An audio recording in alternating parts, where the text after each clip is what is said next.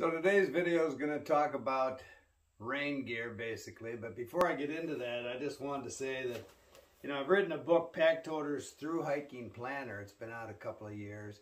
You can get it free on Amazon the 1st and the 15th of every month.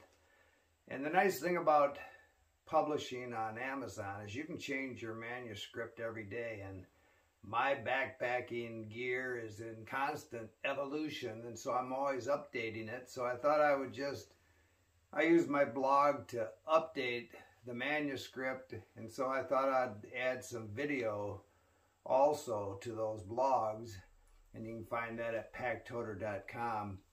Anyway, the only reason it's free the 1st and the 15th of every month is that's 20 days a year is what Amazon allows me to give it away. That's the ebook version. If you want a hardback version, you'd have to buy it. Anyway, today we're working on rain gear, and again, this planner is not to tell you what to do, how to do it.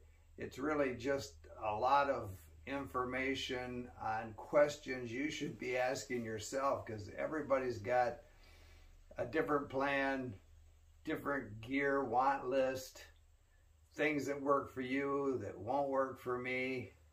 But I'm just trying to give you some ideas and some things to think about if you're planning a thru hike. And rain gear has always been kind of the Achilles heel. I mean, you can't get away from rain, sleet, snow, condensation. It's just something you have to deal with. I've always been partial to ponchos. Could use it as a ground cloth, covers my pack. And so I've gone from very heavy, this was my go-to poncho for years, and it's really a heavy-duty poncho, weighs a pound, but it would cover everything as far as my gear. But the problem with a poncho is it doesn't cover your arms, doesn't cover your legs. Most of them are hooded. Most of them are big enough to fit over your pack. A lot of them are designed with these little snap buttons on the side where once you get it on, which is like, again, in a windstorm wrestling a snake, then you can snap it together. But trying to get those snaps lined up, it was just always kind of a pain in the butt. And so my evolution was really to try. I went to a Sea to Summit poncho, which was, it covered my pack, much lighter. But the lighter you get, the more that wind is going to make it snake handling when you're trying to get that thing on, and it's sleeting or raining or the wind's blowing at 50 miles an hour. Same thing with, I then went to a poncho made by Z-Packs, which I really liked the idea. It had a zip in the front, so it was a bigger opening to get your head in and out of. But again, it had the same problems. Didn't cover your arms, didn't cover your legs. Since that time, I've sold all of those things to people who are in the process of thinking that's their answer, but it definitely wasn't my answer.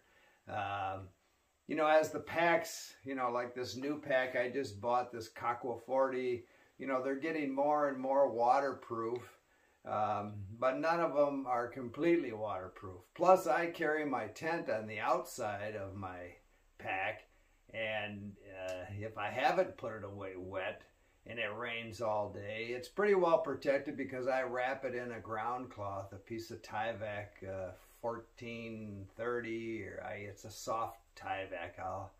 I'll put the name of it up here because I just can't think of the number right now. But anyway, that's the best thing I've ever found for a ground cloth. And so my tent doesn't really get wet, but I just like to cover everything. If it's going to be a root soaker all day long, I want my pack covered. I want me covered. And so, I tried frog togs, because the other problem with a poncho is you want to get into your pack after you've wrestled with it to get it on over your pack and get it all secure. Now you've got to take it all off again and deal with it all over again after you get something out of your pack. So for a while I thought frog togs were going to be the answer. Just, you know, rain pants, rain jacket, cheap.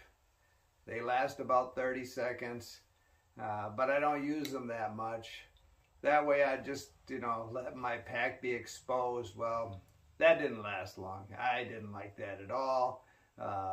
Rain pants and a rain jacket, like a poncho, but even more so, or just turn into a sauna so quickly. You know, if it's cold and windy, well then, you know the heat is in the hike, so the more you hike, the more heat you build up in that, and that's great. But a lot of times in the 3-season hiking, you're hiking in warm rain, and it's just unbearable after about 5 miles.